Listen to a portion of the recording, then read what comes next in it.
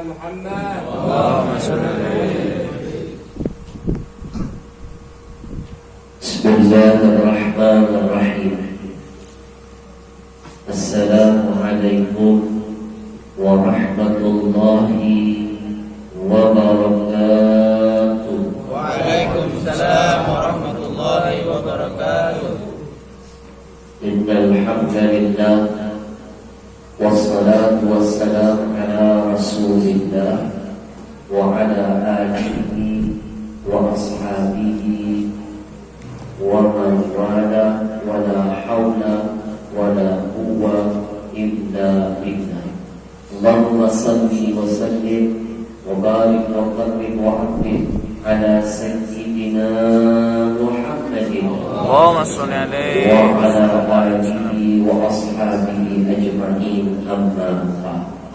Yang kita cintai dan kita muliakan segenap para habaib, hadir bersama kita Habib Muhammad Pak Hashim. Yang kita cintai dan kita muliakan segenap para guru kita tercinta.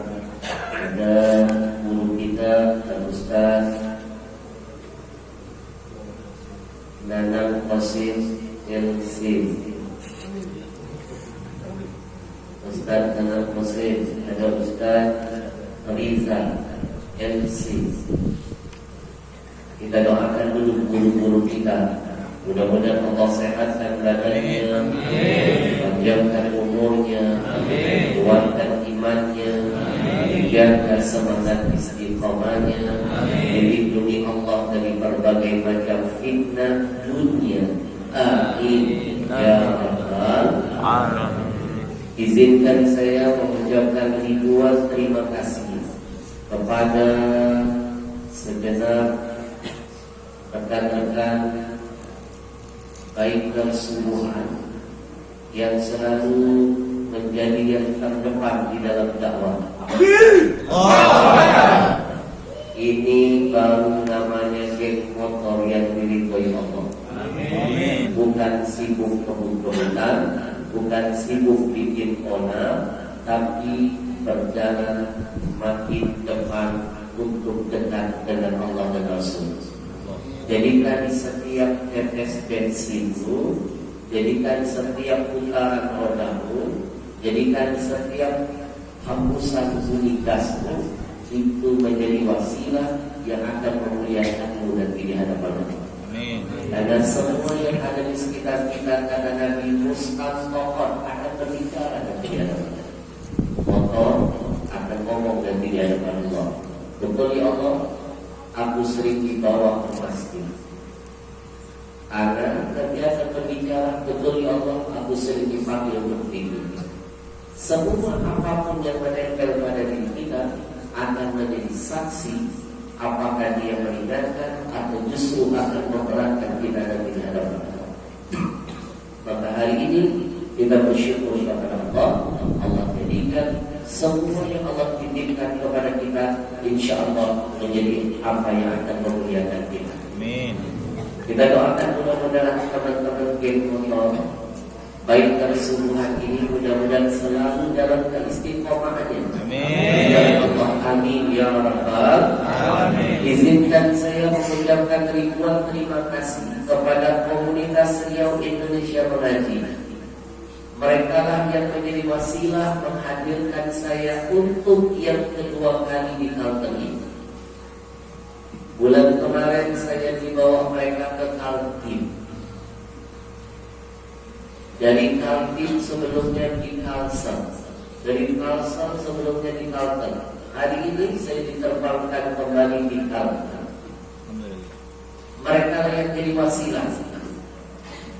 Tiket pesawat yang bayar mereka, hotel saya yang bayarin mereka, makan minum, mobil yang nanggung mereka. Saya dihadirkan ke setiap titik di Kalteng ini. Panitianya tidak dibebankan persyaratan yang berat. Mereka yang memudahkan. Siapapun yang memberikan kemudahan kepada saudaranya di dunia, maka Allah balas dua kemudahan untuknya. Satu, kemudahan di dunia dalam artian husnul khatimah, Yang kedua, dimudahkan urusan akhiratnya. Amin. Maka sering-seringlah memberikan kemudahan kepada saudara-saudara kita. Yassiru wa la tu'assiru. Kasih kemudahan kepada Nabi, jangan kasih kesulitan. Apalagi yang namanya kebaikan. Harusnya yang dipersulit itu adalah kejahatan, bukan kebaikan. Kita doakan mudah-mudahan anak muda ini istiqamah dalam perjuangan mereka.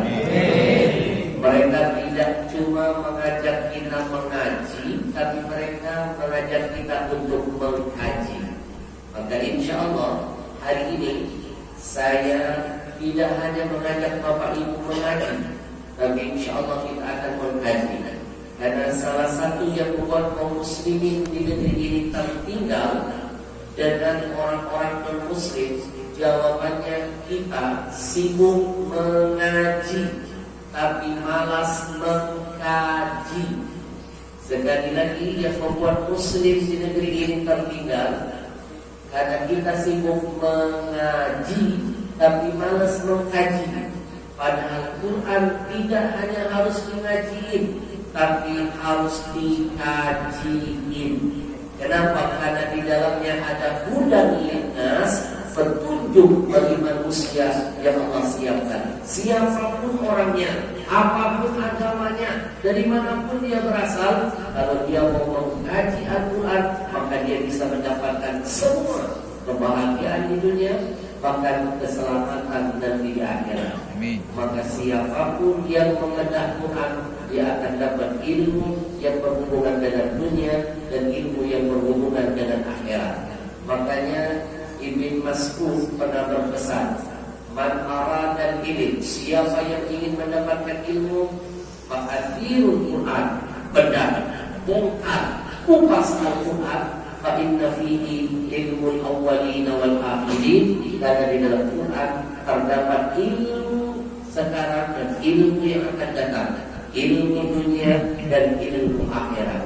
Maka hari ini kita bersyukur kita diberikan kemudahan oleh mereka, tidak hanya mengaji, tapi nanti ke depan kita akan mengkaji.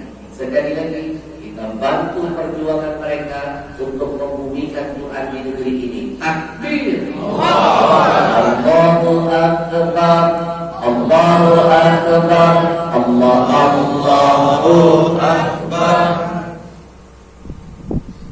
Masih muda usia mereka, tapi mantap jihad mereka. Coba lihat di luar, anak-anak seusia mereka ini sibuk nongkrong di pinggir jalan, hitungin mobil lewat. Kalau tak begitu tawuran, kalau tak tawuran kebun-kebunan, kalau tak kebun-kebunan kerjaannya bikin vlog ngerjain orang. Sekarang ini ngerjain orang dapat duit. Ini namanya ngeprank. Zaman saya itu nggak berani ngerjain orang, takut kuala. Sekarang jadi income. Ini tanda-tanda kiamat sudah dekat. Bujur. Maka hari ini kita bersyukur ada anak-anak muda yang mau menggunakan masa mudanya di jalan Allah. Mereka baru 1 tahun sudah berhasil menghadirkan para ulama di setiap pelosok negeri, mengajak umat mengaji dan mengkaji, mengajak umat mengumpulkan makam Quran dan membagikan Quran. Sudah hampir 300.000 Quran lebih 1 tahun sudah mereka kumpulkan dan mereka tebar. Sekali lagi 350.000. Raja Salman hebat. Raja Salman kalah sama mereka. Raja Salman. Kenapa Raja Salman itu? Raja Salman orang nomor 1 di Saudi Arabia. Orang nomor 1. Jangankan kekayaan Raja Salman, kekayaan anaknya saja bikin geleng kepala orang-orang sedunia. Anaknya namanya Muhammad bin Salman, gelarnya MBS. Kabar-kabarnya kekayaannya 6.000 triliun. Mikirnya dia bisa punya, apalagi ngitungin 6.000 triliun. Saking banyak hartanya, bingung dia mau dihabiskan untuk apa. Dia poya-poya beli klub bola terkenal di Inggris namanya Newcastle United. Enggak cukup buang duit beli klub bola termahal. Yang kedua, dia memenangkan rekor lelang pembeli lukisan Mona Lisa tertinggi dalam sejarah abad lelang di dunia. Lukisan biasa, gambarnya nenek-nenek gembrong. Mona Lisa, orang kafirah dan wanita kafirah, nggak pakai hijab, orang non-muslim, mungkin cantik. Umroh itu dibeli, harganya ada yang bilang puluhan triliun, hanya lukisan doang, puluhan triliun buang-buang. Coba kalau puluhan triliun ini disumbang ke Indonesia, terus aja bukan dari tahun. Kalau puluhan triliun ini disumbang ke Palestina, selesai. Puluhan triliun dibuang cuma-cuma hanya untuk beli lukisan di sana. Masih tak puas, dia bikin konser musik terbesar dalam sejarah kerajaan Saudi Arabia. Tidak pernah sejarahnya.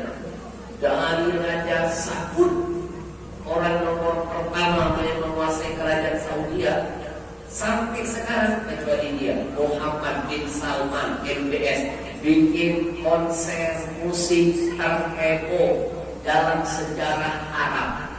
Diadakan di bulan Maulid Nabi, diadakan di kota Riyadh, ibu kotanya, mengundang siapa? Bintang-bintang penyanyi terkenal dunia.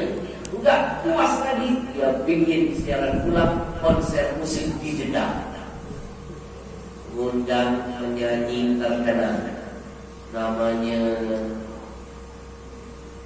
apa tuh, Bieber.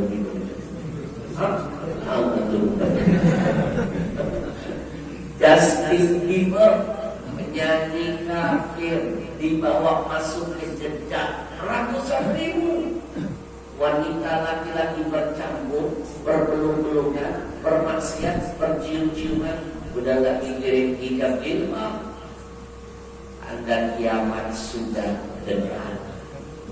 Saya nangis lihat videonya Pak Bandara Jeddah yang selama ini kita suka landing jamaah haji umroh. Turun pakai hijab, sekarang sudah wanita-wanita barat, wanita-wanita gak jelas dengan pakaian-pakaiannya lebih dahsyat dibanding. Makanya siap-siap yang pergi umroh. Belum umroh dosa udah dapat. Udah banyak penglihatan yang membawa dari sana. Tujuh, tanda-tanda kiamat sudah dekat. Maka Bapak Ibu, kalau begini gak ada manfaat kekayaan. Habisnya itu maksiat, bukan memuliakan dia tapi menghinakan dia. Nanti akan ditanya Allah, dari mana harta kamu dapat, kemana kamu keluarkan. Tapi hari ini kita bersyukur, masih banyak orang-orang kaya di negeri ini, kekayaannya malah dikeluarkan untuk baca Quran, membangun keberkahan buat negerinya. Insya Allah. Raja Salman hanya mampu memberikan bantuan Quran untuk Indonesia tahun ini hanya 30.000 saja. 30.000. Mereka ini 300.000 lebih. Raja Salman lewat. Maka saya memberikan penghormatan yang luar biasa kepada mereka. Dan sudah dibagikan di Kalteng lebih dari 5.000 Quran. Dikumpulkan di Kalteng, dibagikan di Kalteng zonasi berkahnya menjaga Kalteng dari bencana, musibah dan azab dari ilahi. Insya Allah. Maka saya mengajak pagi ini sebelum kita masuk kajian singkat kita, saya mengajak Bapak Ibu, biar kita makin diri dari Allah, biar harta kita makin menjadi saksi yang memuliakan kita di hadapan Allah, biar Allah tambah restu kita, biar Allah berkahi keluarga kita, biar Allah kabulkan niat hajat kita. Saya mengajak Bapak Ibu pagi ini kita berikan infak terbaik untuk membuat Nabi tersenyum dengan jihad kita hari ini. Saya mulai dari diri saya. Siapkan infak terbaik, nanti sungguh akan berjalan menghampiri Bapak Ibu. Awal pagi ini dengan kebaikan yang akan mendatangkan keberkahan dalam kehidupan. Di dalam kebaikan ada keberkahan, di dalam keberkahan ada kebahagiaan. Saya mulai dari diri saya. 100.000 kecil ukuran dunia, besar dan manfaatnya ketika kita berada di alam barzakh. Saya mulai dari diri saya. Bismillahirrahmanirrahim. Jangan lupa, tidak akan miskin karena dari siapa yang bersedekah. Bertambah pasti bertambah. Siapkan infak terbaik. Jangan lupa, kata Nabi, ma'akalta fa'afnaika, yang kau makan pasti busuk, yang kau pakai masih laku, yang kau sedekahkan itulah kekal abadi selama-lamanya. Berikan infak terbaik. Jangan lupa, asal bukan. Ya Allah, pagi ini aku berinfak, bersedekah. Aku tahu ada kebaikannya ya Allah. Jadikan kebaikan itu menjadi awal keberkahan dan keluarga. Jadikan anak-anakku jadi pejuang Quran.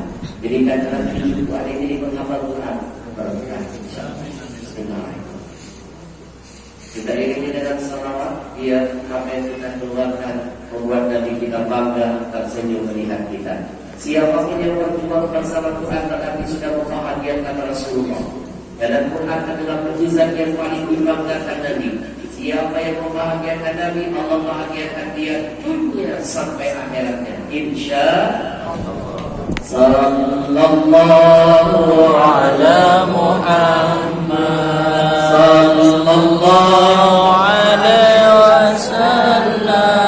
Sallallahu ala Muhammad. Sallallahu alaihi wasallam. Sallallahu ala Muhammad.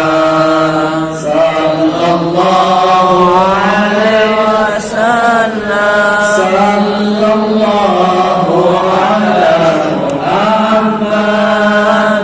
Sallallahu alaihi wasallam. Sallallahu ala Muhammad. Sallallahu alaihi wasallam. Sallallahu ala Muhammad. Sallallahu alaihi wasallam. Bapak Ibu yang dimuliakan Allah, hari ini saya ingin mengajak Bapak Ibu tidak hanya mengaji, tapi kita mengkaji.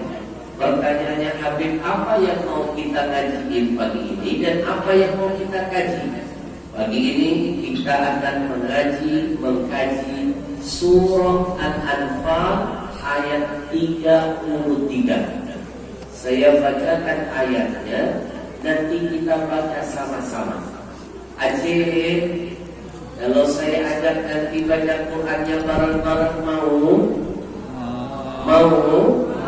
Ada dua keuntungan kalau ngaji bareng-bareng. Keuntungan pertama, pahalanya berlipat ganda. Keuntungan kedua, tak bakal tahu teman sebelah kalau kita gak hafal ayat. Minimal mulut saja goyang. Apalagi pakai masker, aman. Kita baca sama-sama. Siap? Siap. A'udzu billahi minasyaitonir rajim. Saya baca dulu, dengarkan dan ikuti sama-sama. Paling tidak keluar dari majlis hari ini ada satu ayat yang sudah melekat di otak kita, menempel di hati kita, dan itu akan jadi berkah buat kita. Amin. Wa ma kana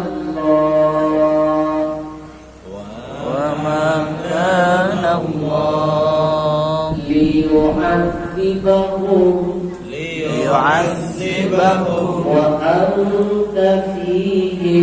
وأنت فيهم وما كان الله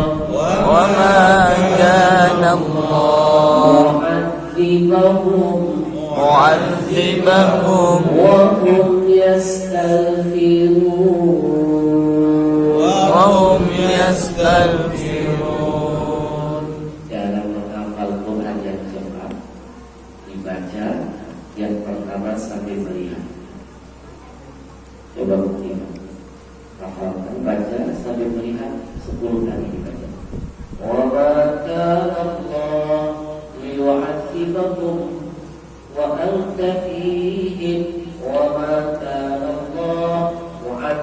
rabbahum wa hum yastaghfirun.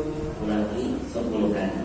Setelah itu tutup mata, beranikan tanpa melihat, hadirkan hati, nikmati seolah-olah baca Quran itu seperti sedang memberikan santapan rohani. Kasih dipasang.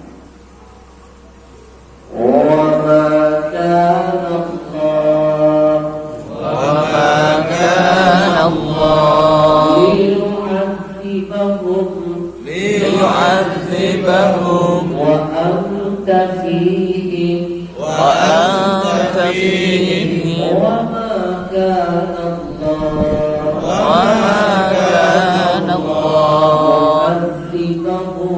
معذبهم وهم يستغفرون.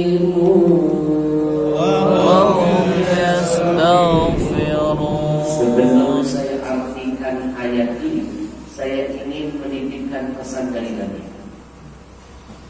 Satu hari Nabi pernah bersabda, Anzalallah alayya amanaini li ummati.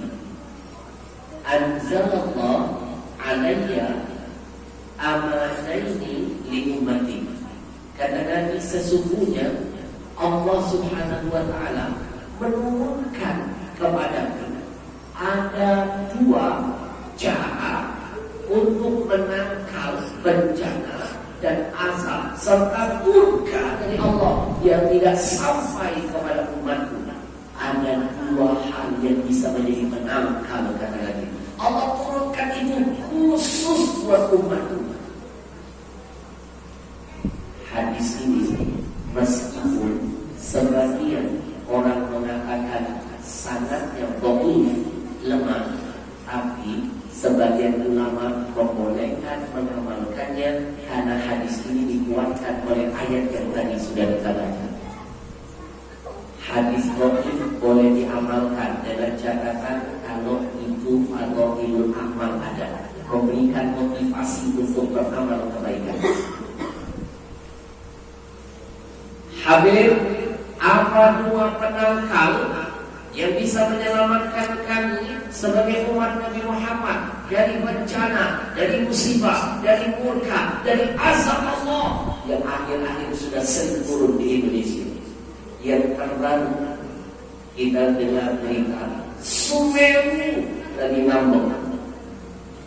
Sumeru itu baru Sumeru, belum Sumeru kan? Usul tidak terdeteksi oleh BMKG. Kurang hebat apa orang-orang yang dipercayakan duduk di BMKG? Kurang hebat apa gelar mereka? S1, S2, S3, digabung STS, tapi tidak bisa membaca ayat-ayat Allah, alat canggih, tapi mereka kebobolan. Sumeru meletus, gak pakai salam, gak pakai salam. Udah ada persiapan, panik, korban mati. Bayangkan kalau itu terjadi di sini, bagaimana perasaannya? Jam 4 sore itu berubah seperti tengah malam, gelap gulita. Mending kalau cuma gelap doang, ini debu. Jangankan berjalan, bergerak mustahil. Bingung, aparat debu. Datang tiba-tiba, siang berubah jadi malam. Itu baru satu gunung. Sekarang kabar terbaru, gunung yang lain pun aktif. Tinggal tunggu letupan. Mohon maaf Bapak Ibu, kalau 1 kali bencana datang, namanya ujian. 2 kali musibah turun, namanya teguran. Tapi kalau sudah langganan, ini sudah azab buat Indonesia. Jangan-jangan 1 kaki masuk di ujung teguran, 1 kaki sudah nyemplung di azab. Coba pikir, musibah apa yang belum main-main di Indonesia? Tsunami, pernah? Bukan cuma di Aceh, Anyer. Artis lagi singkrak-singkrak di atas panggung di pinggir pantai Anyer, hitungan menit disapu oleh air laut dari belakang. Ada laut dari belakang. Aman ya? Ini aman. Gempa bumi sudah sering. Angin puting beliung di Cirebon, hitungan serentak menyapu berapa ratus rumah. Biasanya anginnya begini-begini, itu cuma adanya di Amerika. Sekarang sudah proyek di Cirebon. Apalagi banjir bandang, nggak bisa dihitung. Sebelum Semeru, Garut banjir bandang. Kalau lihat videonya ada seorang laki-laki lagi ngobrol di rumput, tiba-tiba dari dalam rumahnya datang banjir kencang, bahkan menyambut hitungan nanti likuifaksi di air bumi terbelah-belah, dalamnya sampai 15 meter. Tanahnya hidup menghisap semua benda yang ada di atasnya, mobil, rumah, semuanya dihisap. Bukan cuma dihisap, di blender kan itu oleh tanah. 30.000 tapi sekarang belum ketemu jasadnya di mana. 30.000 nyawa. Yang sekarang Sungai kita tidak tahu apa lagi akan mengirim buat Indonesia. Prediksi BMKG Jawa Timur, katanya Jawa Timur atau Jawa Tengah akan dihantam oleh tsunami berskala tinggi yang diperkirakan ketinggiannya di atas belasan meter sampai puluhan meter. Kita tidak tahu lagi apa lagi akan Allah turunkan sebagai bentuk vulkan. Maka tidak ada pilihan lain. Kembali kepada Al-Quran, amalkan hadis Nabi, temukan penakalnya dalam Quran. Sudah ada Allah kirim buat kita ayat yang tadi kita baca. Maka Allah liyu'adzibahum wa anta fihim. Dan tidaklah sekali-kali Allah akan menurunkan azab kepada mereka wa anta fihim, selama engkau wahai Muhammad masih ada di tengah-tengah mereka.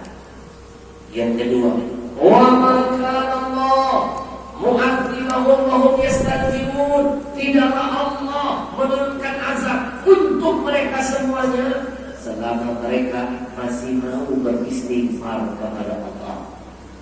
Jadi yang pertama yang menjadi penangkal turunnya bencana, musibah, malapetaka dan azab adalah kehadiran Rasulullah di tengah-tengah kita. Sekarang timbul pertanyaan, Habib, Rasulullah kan sudah tiada. Lalu bagaimana cara menghadirkan Nabi seperti masih ada? Ulama menjelaskan Pak, satu, menghadirkan Nabi lewat lisan. Dengan cara apa? Memperbanyak membaca sholawat, memperbanyak mengantarkan pujian kepada Nabi. Siapa yang sering membaca sejarah Nabi, siapa yang sering membaca maulid, karena isi maulid itu kan sejarah Nabi. Orang yang hadir acara maulid berarti dia sedang menghadiri pelajaran tentang sejarah Nabi. Kalau saya memandang Pak, baca maulid itu bukan sunnah Pak, wajib. Kenapa? Mempelajari tentang Nabi hukumnya wajib. Anak sekarang kurang baca maulid, lebih banyak baca Instagram, handphone. Makanya anak sekarang lebih hafal keluarga Ahmad Dhani daripada keluarga Nabi. Kalau ditanya siapa anak Ahmad Dhani, Al-R. Anak Nabi dia nggak bisa nyebutin.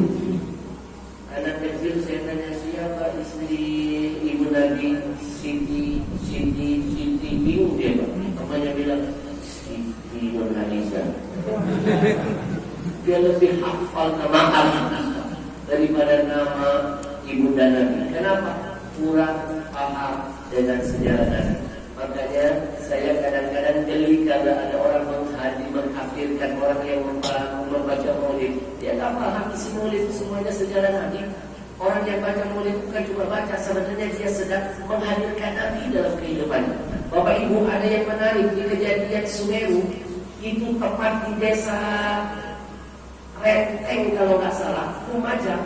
Itu seluruh dusun rumahnya tenggelam semuanya. Ada yang atapnya tersisa sedikit, ada yang hancur porak-porangan disapu lumpur, letusan Gunung Semeru. Tapi ada satu rumah, Pak. Satu rumah. Jangankan lumpur masuk ke dalamnya, di depannya aja nggak ada lumpurnya. Lumpurnya seperti madu menghancurkan rumahnya. Cuma lewat di depannya saja. Rumah itu rumah siapa? Rumah Bapak Wadiman. Dipanggil orang namanya Pak Rum. Itu baru rumahnya, belum jasadnya. Namanya Pak Rum. Begitu ditanya, Pak Rum, Pak Wadiman, kenapa rumah Bapak sendiri yang selamat? Yang lain hancur porak-porangan, rumah Bapak bersih masih kokoh berdiri. Dia bilang, alhamdulillah, saya 5 waktu selalu saya jaga salat. Alhamdulillah saya kemarin sedekah. Dan yang paling penting, alhamdulillah, saya paling demen baca maulid di rumah saya. Sering baca maulid, sering baca sholawat, sama saja menghadirkan Nabi dalam hisab dalam kehidupan, maka Allah jaga kita. Makanya kata ulama, siapapun yang di dalam rumahnya pokoknya sering baca maulid, biasanya terhambat, selamat dari kebakaran, kehancuran, kehilangan, dan kebinasan. Kenapa? Ruh Nabi yang hadirkan di sana, menghadirkan Nabi itu berjalan tidak akan jadi. Ini menangkal pertama. Maka jangan bosan-bosan baca salawat. Semakin banyak bersalawat, semakin Allah jadikan Nabi akan menjadi penangkal dari murka Allah. Sallallahu ala Muhammad, sallallahu alaihi wasallam, sallallahu ala Muhammad, sallallahu alaihi wasallam. Bagaimana cara kedua menghadirkan Nabi yang sudah tiada, sudah wafat 1400 tahun yang lalu, tapi seperti Nabi masih ada, sehingga keberadaan itu akan menjadi penangkal dari bencana musibah dan azab. Kata ulama, hadirkan Nabi lewat sikap. Kalau yang pertama lewat ucapan, kaul, bisa baca sholawat, bisa baca sejarah-sejarah Nabi, bisa baca maulid. Yang kedua dengan sikap, mengamalkan semua sunnah Nabi dalam kehidupan. Anak kita diajarkan sunnah Nabi, istri kita diajarkan sunnah Nabi, rumah diwarnai dengan sunnah-sunnah Nabi. Maka siapapun yang mengamalkan sunnah, kata ulama, sama saja dia sudah menghadirkan Nabi dalam rumahnya, dan itu akan jadi asbab menangkal bencana dan musibah. Alhamdulillah. Yang ketiga, kata ulama, selama masih ada anak cucu Nabi, maka itu jadi penangkal bencana gunung. Bapak Ibu, ada yang menarik kejadian di Semeru. Ada seorang Habib, namanya Habib Mokhtar, guru ngaji, orang soleh, orang tak punya apa, tinggal di satu rumah. Rumah ini diwakafkan oleh seseorang, tapi orang yang mewakafkan menyuruh Habib memakai rumah ini untuk kegiatan agama, meninggal dunia, sehingga terjadilah perselisihan anak cucunya. Memang bahaya yang namanya wakaf ini, kalau tidak anak dihadirkan, cucu dihadirkan, ini jadi masalah di kemudian hari. Makanya siapa yang ingin wakaf, saya titipkan pesan, kalau mau wakaf sebelum tinggal dunia, jangan lupa diketahui anak cucu. Seringkali masalah wakaf ini jadi bumerang. Ayahnya wakaf masjid, begitu meninggal anak menunggu. Di kampung saya tak ada masjid di tengah kota, masjid ditutup, perang. Betul? Betul. Makanya kalau saya pribadi, kalau dikasih orang tanah, saya lebih memilih hibah daripada wakaf. Kalau wakaf tidak bisa dijual, tapi kalau hibah bisa saya jual. Tapi jual untuk kebaikan. Contoh, Bapak kasih saya 9 bulan, 1 ekor. Habib saya hibahkan, saya terima, saya bikin majelis taklim. Tiba-tiba ke depan majelis taklimnya makin ramai.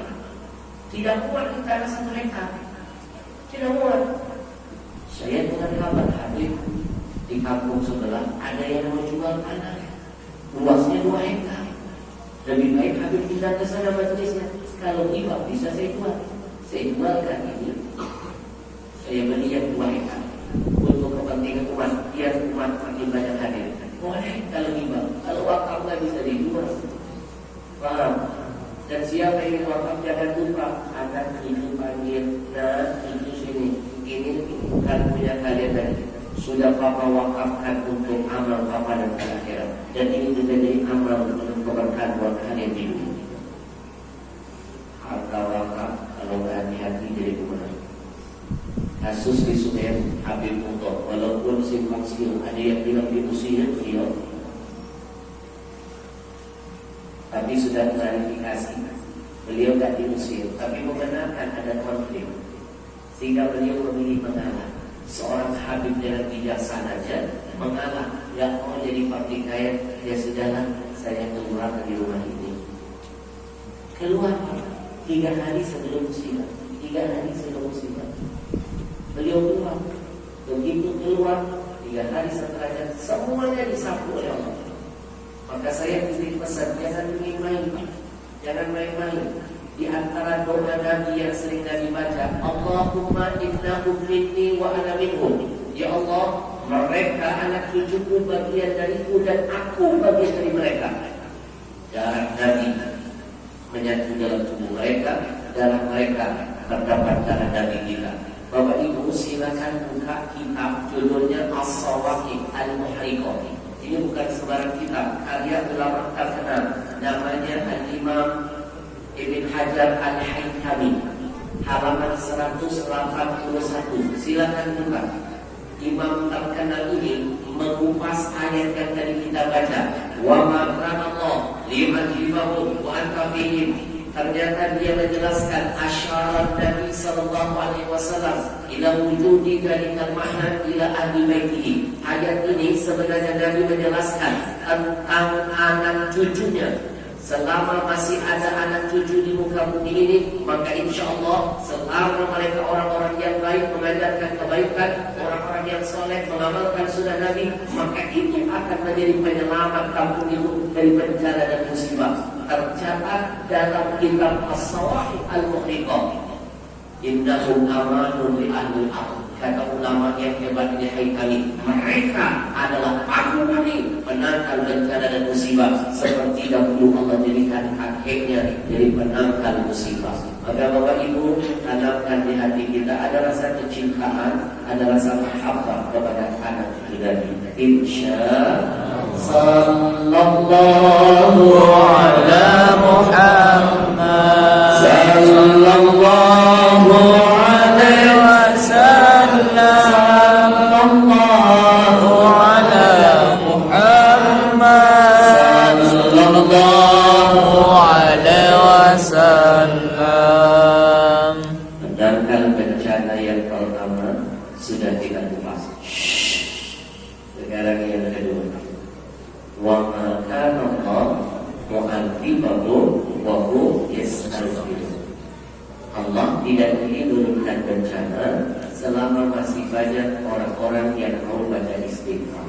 Ternyata semakin banyak orang beristighfar, semakin bencana tak jadi turun buat negeri ini. Bapak Ibu, di Palu ada satu kampung mencuri perhatian.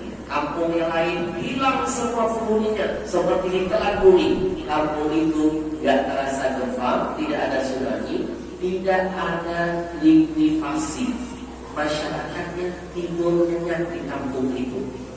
Padahal hanya selisih berapa rumah dari kampung yang rata dengan tanah yang penduduknya ditelan bumi.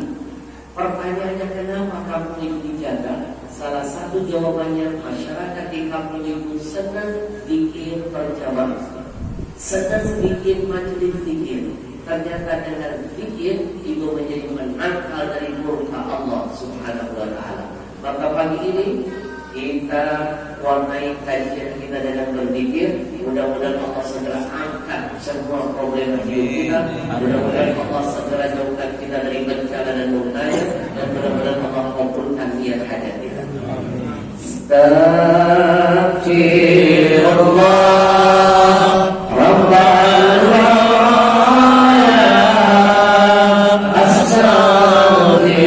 astaghfirullah minal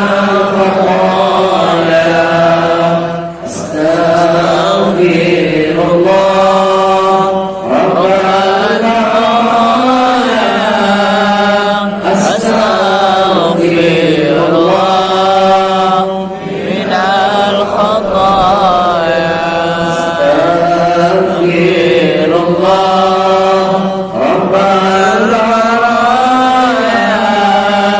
astaghfirullah minal khataaya astaghfirullah Rabbana astaghfirullah minal khataaya astaghfirullah Rabbana astaghfirullah minal khataaya. Habib Ahmad Al-Hashim, apa hukumnya kami istighfar? Selain istighfar itu menjadi penangkal bencana musibah malapetaka dari Allah Subhanahu. Apa manfaat istighfar? Kalau saya lupa sudah selesai Pak sampai besok. Saya kasih bonus tambahan kepada yang sering istighfar, hajat doa cepat dikabulkan. Bapak Ibu pernah dengar tak cerita Imam Ahmad bin Hanbal ketemu dengan pedagang roti? Imam Ahmad bin Hanbal, imam mazhab yang keberapa? Yang keberapa? Masya Allah, apa kan? Yang keberapa? Bangga sudah dikasih kode. Yang pertama imam siapa? Hanafi. Yang kedua imam Maliki. Yang ketiga imam Syafi'i. Indonesia mayoritas Syafi'i. Di dunia ini paling banyak penganutnya, pengikutnya Imam Syafi'i. Yang keempat Imam Hambali. Imam Samudra tidak terdapat. Imam Hambali, Ahmad bin Hanbal muridnya Imam Asy-Syafi'i. Imam Asy-Syafi'i muridnya Imam Maliki. Imam Maliki muridnya Imam Hanafi. Empat mazhab ini muridnya Imam Ja'fari, anak cucu Nabi.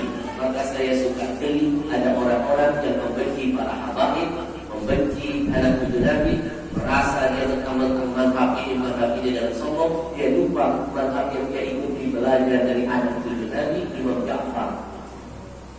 Bujur. Bapak Ibu,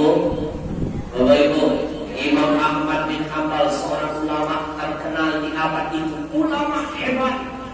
Satu hari dia keluar dari kampungnya, digerakkan Allah hatinya untuk melakukan perjalanan ke kampung lain. Dalam perjalanan yang jauh itu, namanya manusia pasti ada lelahnya. Imam Ahmad berhenti di tengah perjalanan, singgah di salah satu masjid, sholat, istirahat, lalu tertidur di dalam masjid. Namanya musafir. Ketika lagi asik tidur, dibangunkan oleh DKM masjid.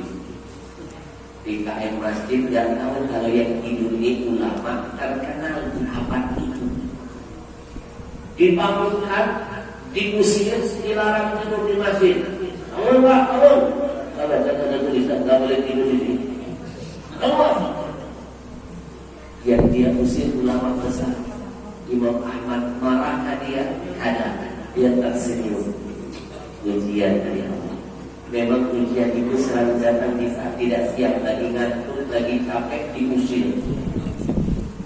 Lagi capek-capeknya, emosi ditangkap, dia terbakar. Betul? Ujian memang begitu Pak. Tiba-tiba Imam Ahmad mengalah keluar dia dari masjid. Dia berdiri di pinggir jalan mencari tempat berteduh. Lihat kiri, lihat kanan. Tiba-tiba matanya tertuju di samping masjid ada satu warung penjual roti kupas. Dia masuk ke sana. Dia lihat penjual roti ini lagi berdiri ada roti mulutnya kayak komat kami, lagi duduk seperti komat kami, lagi berjalan menyajikan rotinya seperti komat kami. Lalu ditanya oleh Imam Ahmad, hei fulan, apa yang barusan kau baca? Tadi kalian lihat kau duduk, berdiri, berjalan, mulutmu seperti ada yang sedang kau zikirkan. Ada orang kita dibilang, saya selalu baca istighfar. Tiada hari tanpa istighfar. Saya kata roti baca istighfar. Saya melayani pembeli baca istighfar. Saya terima bayaran dari pembeli baca istighfar. Tiada hari tanpa istighfar. Kata Imam Ahmad ditanya, faham listighfarika tamrotan, apakah dengan istighfar yang kamu baca itu kamu sudah menemukan hasilnya? Buahnya pedagang tadi langsung alhamdulillah. Dia tak tahu yang tanya, dia ulama terkenal. Alhamdulillah, sejak saya baca istighfar, wallah, demi Allah, kullu ma da'atullah istajabani. Setiap aku meminta kepada Allah, apapun doaku, apapun permintaanku, Allah kabulkan dengan segera. Tahu enggak mas, gara-gara istighfar doa saya dikabulin mas. Dia dari ulama besar, dari ulama besar. Tiba-tiba pedagang tadi terdiam sebentar dan kemudian berkata, pasti sisa satu doa saya yang belum dikabulkan Allah mas. Dan dari Imam Ahmad, yang lain sudah kan? Semuanya sudah. 99% doa saya sudah dijawab, cuma tinggal 1%. Padahal yang satu inilah yang paling saya harapkan dalam hidup saya. Urusan kekayaan saya sudah dapat, urusan kebahagiaan saya sudah raih, tapi cuma satu ini yang belum dikabulkan. Padahal inilah yang paling saya harapkan dalam hidup saya. Saya kepengen mudah-mudahan dengan istighfar ini saya bisa ketemu orang yang selama ini saya nantikan, saya cintai. Saya itu ngefans banget dengan namanya ulama yang namanya Ahmad bin Hanbal. Bergetar. Ternyata ini hikmahnya. Dia digerakkan oleh hatinya, meninggalkan kampungnya, mendapatkan petunjuk harus bagi ke kampungnya. Ini rupanya hikmahnya. Dia disuruh Allah makanya dalam di masjid, masuk ke masjid, itu hikmahnya. Dia dibangunkan oleh hamba Allah, diusir, disuruh keluar. Dia ketemu dengan orang yang selama ini berdoa, yang malam ingin melihat wajahnya, ingin mencium tangannya, memeluk tubuhnya, mendapatkan ilmu yang keberkahan darinya. Ternyata kekuatan istighfar menarik apa yang kita harapkan. Imam Ahmad terdiam lalu bertanya, hei fulan, apa betul kamu kepengen ketemu ulama Ahmad bin Hanbal? Betul mas. Itu susah betul ketemunya.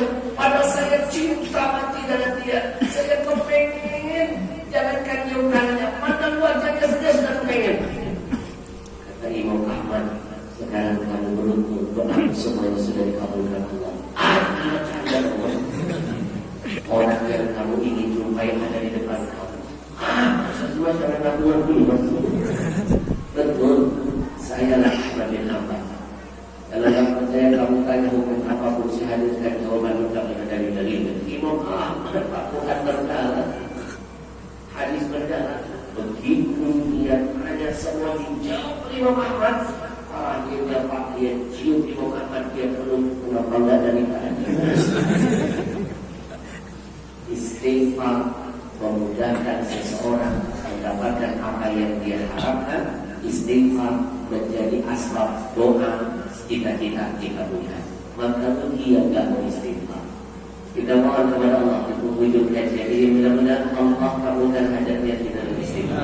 Semuanya yang punya hajat, punya niat yang selama ini belum tersampaikan, ayo dalamin lagi, tekunin lagi, seriusin lagi istighfarnya. Semuanya saya minta untuk mata nikmati zikir istighfar ini, minta sama Allah. Sambil istighfar lisannya, hatinya angkat, hatinya naik ke atas. Ya Allah, dengan istighfar ini kabulkan hajatku, niatku, angkat penyakitku, bahagiakan hidupku, berkahi aku dan keluargaku, kabulkan cita-cita anak-anakku. Ya Allah, semuanya pasangnya sambil tutup mata, istighfar, nikmati zikirnya, sambil niatkan dalam hati hajat dan keinginannya semuanya. Astaghfirullah Rabbal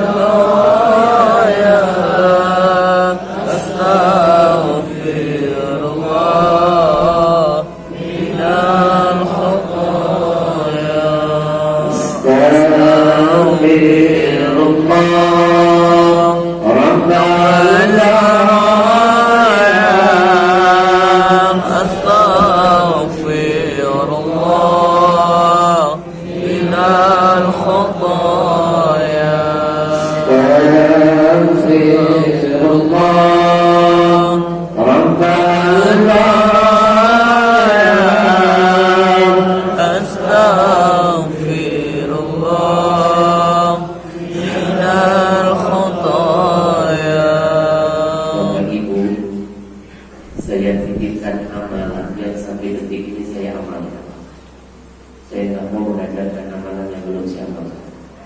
Amalkan biar mendapatkan keberkahan dunia. Mulai malam ini, khususnya pulang-pulang. Karena kita tidak tahu kapan ajal mengambilnya. Kemarin wali kota Bandung meninggal dunia ketika sedang sholat sunat rukuk.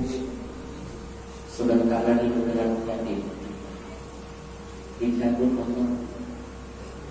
Kita nggak tahu, mungkin pulang dari sini naik motor kita dipanggil Allah. Saya titip pesan daripada bengong naik motor.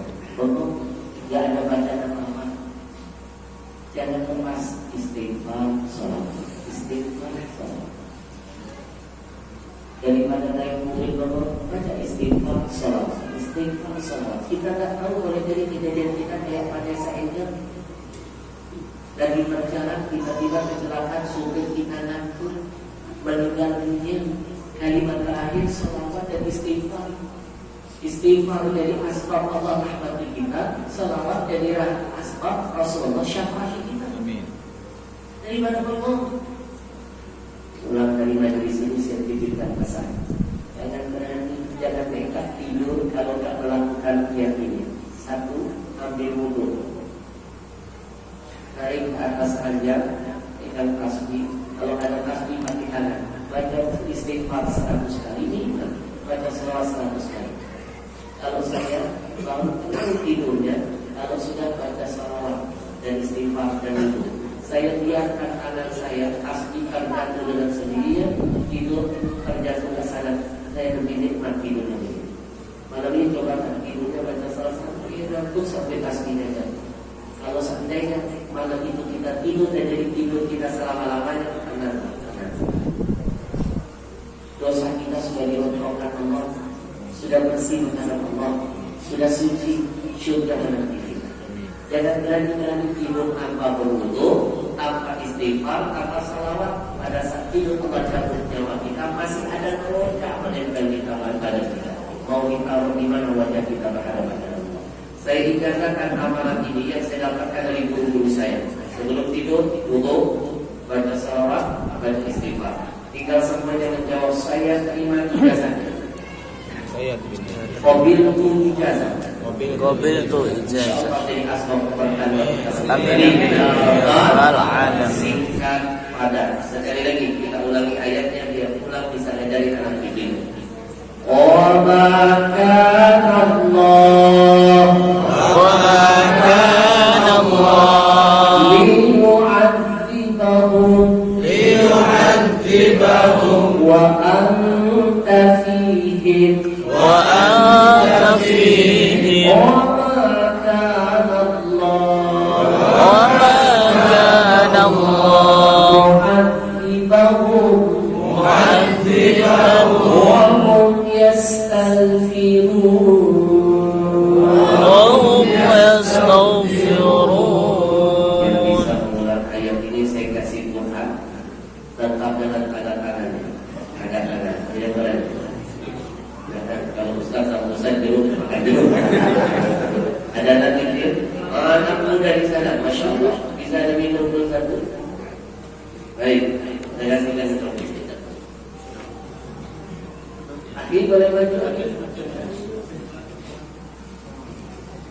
Dapat Quran anak-anak Rasul. Ini yang saya bilang.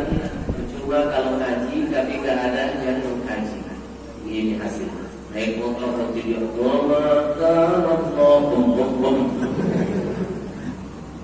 Assalamualaikum. Paling suka saya lihat anak-anak muda. Nama siapa? Hasan saja.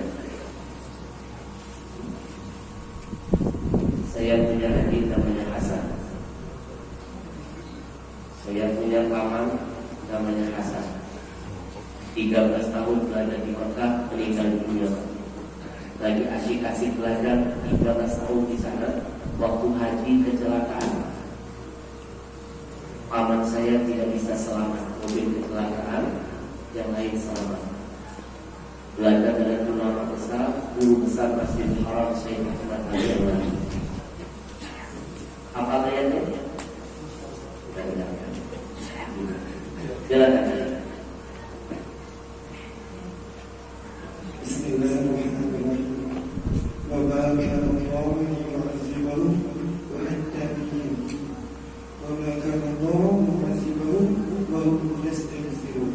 Takbir. Selamat menikah. Ya Allah, dengan istighfar dari antara jodoh dua. Sering-sering baca istighfar. Dia jodoh menikah. Kamu sering baca istighfar? Dia di belakang dia sudah kasih bodoh. Neneknya senyum, hatinya berkata, cocok buat ibu saya. Benar, saya promosiin kamu. Ibu-ibu yang punya anak perempuan belum nikah, anak muda yang suami, mudah berhati.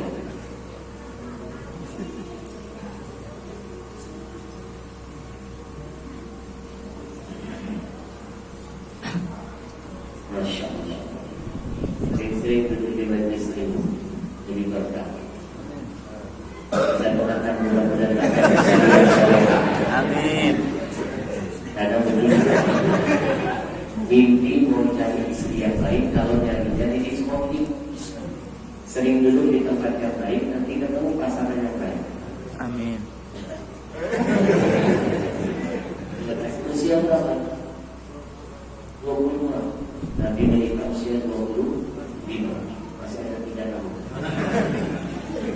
Belajar untuk ekonomi yang kuat. Nanti Nabi nikah dengan pernikahan ketika usia berapa? Nanti 25, 3 tahun lagi. Terima kasih. Barakallahu. Baik Bapak Ibu, sebelum kita masuk ke segmen yang paling mendatangkan keberkahan insyaallah dengan wakaf Quran, sebelum itu saya ingin memberikan kesempatan, silakan. Izinkan tim Ajwa jauh-jauh dari Jakarta yang selalu menemani dakwah saya di mana-mana. Dari tadi di meja saya selalu ada minuman yang satu. Ini minuman yang lagi viral di Kalimantan.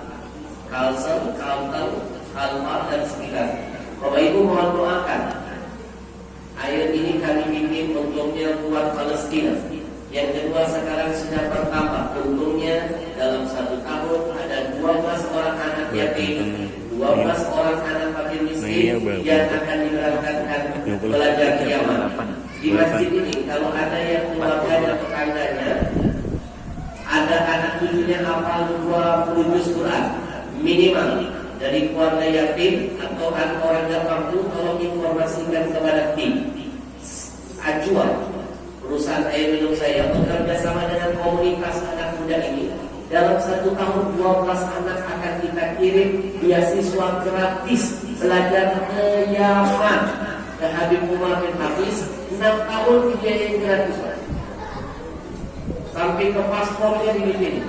Alhamdulillah kita sudah ketemu beberapa orang. Di Bungkong kita dapat 30 juz, minimal 20 juz, maksimal 30, jangan lebih dari 30. Dan diterima. 6 tahun dia belajar, Pak. Pulang ke kampungnya, dia mengangkat harkat martabat ayah ibunya, dan dia jadi berkah buat kampung. Insyaallah. Jadi luar biasa di komunitas ini. Bukan cuma mengumpulkan Quran, sekarang sudah meningkat, Pak, menjadi memberangkatkan orang yang jadi ulama. Yang berikutnya mereka sudah bangun pesantren di Riau. Jadi yang kecil-kecil yang belum layak dikirim ke Yaman, dikirim dulu ke pesantren mereka gratis belajar.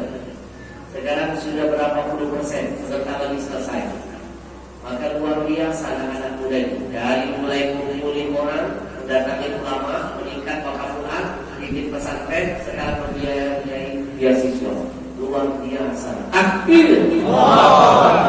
Karena kita adu air Ajwa dengan air yang paling lagi top sekarang di Indonesia. Ya. Ini sudah ada. Ini sudah ada.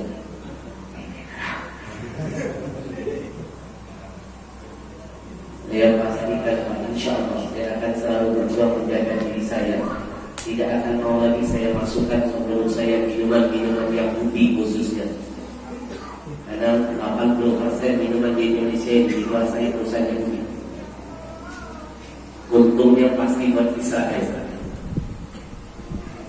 Israel pasti beli senjata untuk saudara kita di Palestina. Membeli terbesar minuman mereka masjid kita. Saya minta tolong di KM Masjid mulai pagi ini tolong bantu kami jihad ekonomi. Haramkan, sekali lagi haramkan minuman yang unik, ngambil untung masuk masjid. Kalau masih bisa cari minuman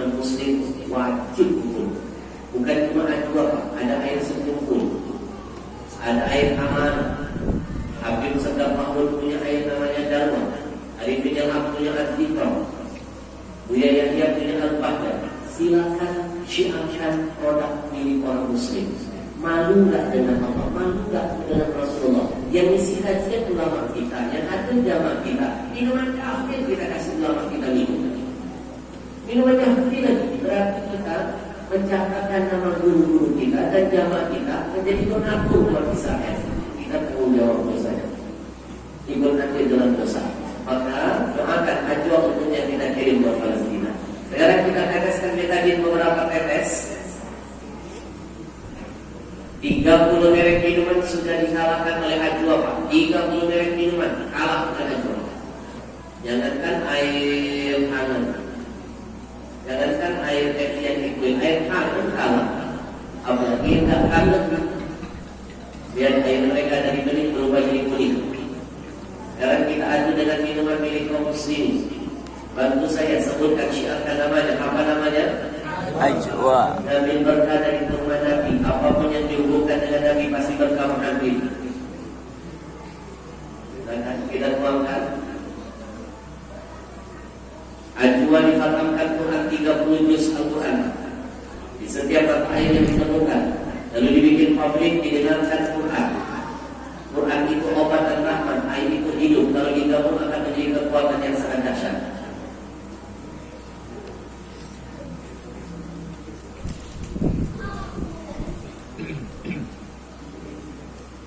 Sudah bebaskan betadin.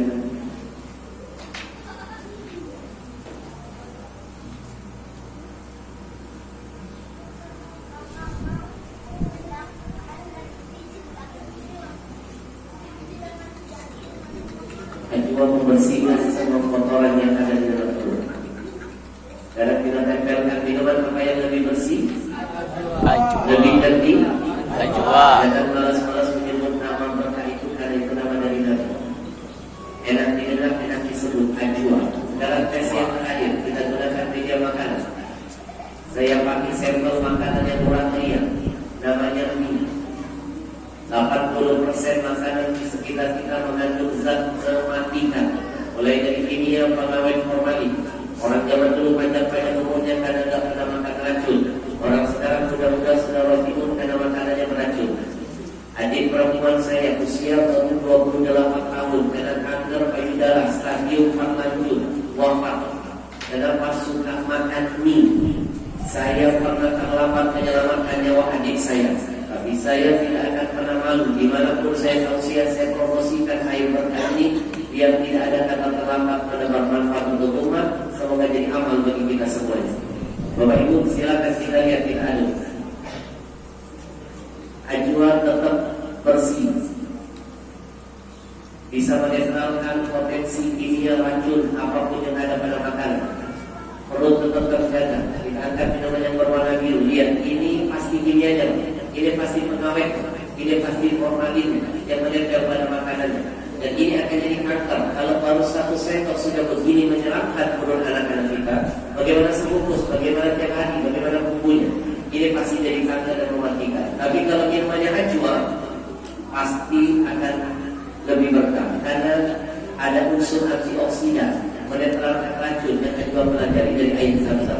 Semua kandungan zam-zam sudah kami selidiki dan kami jadikan kandungan ajwa. Pasti berkah terus bertambah. Sekarang kita tempelkan minuman apa yang lebih berkah? Takbir. Terima kasih buat tim. Allahu Akbar, Allahu Akbar, Allahu Akbar. Bapak Ibu saya mohon keikhlasannya sebelum di depan kita akan masuk ke segmen wakaf Quran. Siapkan hati, mantapkan niat. Berikan infak Quran yang terbaik hari ini. Niatkan infak Quran 1 buat yang masih hidup, pahalanya jadi keberkahan. Orang tua kita dipanjangkan umur, disehatkan badannya, hajatnya dikabulkan, anak kita jadi penghafal Quran. Yang kedua, niatkan wakaf Quran dan yang akan kita kumpulkan jadi adu terindah arwah ayat ibu kita. Sebab Nabi yang menyuruh kumpuli mautaku, sering-seringlah memberikan hadiah buat mayit-mayit kamu. Hadiah itu ada 2, 1 doa, 2 sedekah. Dan sedekah yang paling besar pahalanya atas nama ayat ibu kita. Silakan. Baik Bapak Ibu, yang berwakaf pada subuh hari ini itu tidak perlu bayar hari ini. Wakafnya wakaf komitmen. Jadi bagi Bapak Ibu yang berwakaf pada subuh hari ini, kita akan berikan 2 cendera mata. Yang pertama, kita akan berikan sertifikat yang langsung ditandatangani oleh Tuan Guru kita Habib Ahmad Al-Habsyi. Yang kedua, kita akan berikan sebuah mushaf yang sudah diberi langsung oleh Komunitas Riau Indonesia Mengaji. Mushaf yang mereka cetak ada terjemahannya sangat mewah, anti raya anti basah. Kenapa dibikin mewah? Dia tidak berterusan dan bertahan lama pahalanya mengalir untuk kita. Bapak Ibu sekali lagi, kita sempurnakan iman dengan amal. Kalau dulu Nabi menemukan nyawa untuk bisa mengantarkan hidayah kepada kita, pagi ini kita cuma mengorbankan waktu sebentar untuk membahagiakan Rasulullah. Kalau dulu Nabi memandikan darah, kita cuma memandikan keringat saja. Perjuangan kita belum seberapa dibanding dengan pengorbanan Nabi untuk kita. Bapak Ibu, mantapkan niat, angkat tangannya. Kita akan lihat pagi ini siapa yang berani mengangkat tangan berwakaf. Dia mengangkat tangan bukan karena suara komunitas. Dalam komunitas tidak punya kekuatan mengantarkan hidayah. Yang mengangkat tangan pagi ini demi Allah saya sampaikan, dia dipilih dan disayang oleh Allah pagi ini. Kita akan lihat siapa orang-orang yang terpilih pagi ini yang disayang. Kita akan berikan kesempatan kepada komunitas. Akan dimulai dari angka berapa wakaf pagi ini? Angka 30 Al-Quran. Tidak harus bayar hari ini. Cukup angkat tangan, dicatat nama, diambil nomor handphone kita, ditirimkan nomor rekeningnya, dan ini bisa dibayar besok. Masih punya waktu nabung, masih punya kesempatan mengajak teman-teman bergabung. 30 orang kecil, ajak adik-beradik 3 orang, niatkan 2 orang tua selesai. Ajak ibu pengajian 30 orang selesai. Baik, kita buka. Bismillahirrahmanirrahim. 30 mushaf yang pertama. Ada yang berani? Takbir! Allahu Akbar. Baik, kita antarkan di grup